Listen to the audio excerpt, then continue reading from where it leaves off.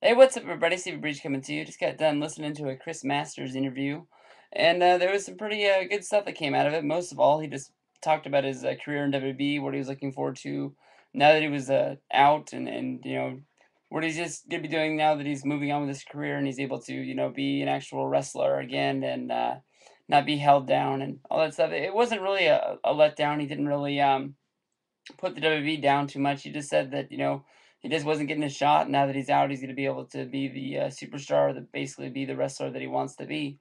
But the one thing that I got out of the whole thing that I was going to talk about was the wellness policy. Everybody always knows that he's one of the few guys that has two strikes on him, and once you get your third strike on the wellness policy, you're sort of done.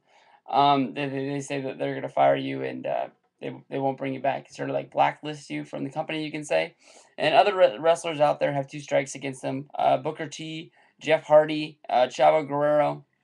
But like when Jeff Hardy left the WWE after the big CM Punk angle, and he said he was taking a break, I always thought that was a way of them sort of clearing his his wellness policy up. I thought that you could say that like I thought that there was like a if there was a lapse in their employment, I thought they would like start with a clean slate when they brought him back. But Masters said no, that's not the way it is. They continuously held that over his head that he had two strikes and that he worked real hard to become the wrestler that he is today, and that he admits that he did make mistakes in the past, and that his addiction, which a lot of people thought was steroids, and he actually says that it was drugs and painkillers and stuff like that. Um, that you can't let that into your life, because if you do, you could lose your dream job. That's what everybody does. They work hard to make the WWE, and I just was really surprised by that, because a lot of people think of the wellness policy as a joke. They went through a long lapse of at least 2 years that I can think of, where people weren't getting busted for the wellness policy. And if you think about the WWE and the environment they're in and how often they work, either they're just testing the wrong guys or they're not testing well enough, because it just doesn't make sense. It doesn't add up. I understand that the company's cleaning up.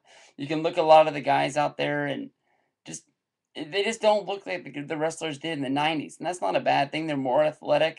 They move faster. They can't lift trucks and jeeps and stuff like that over their head like guys like Warrior and stuff did back in the day. They were all roided up.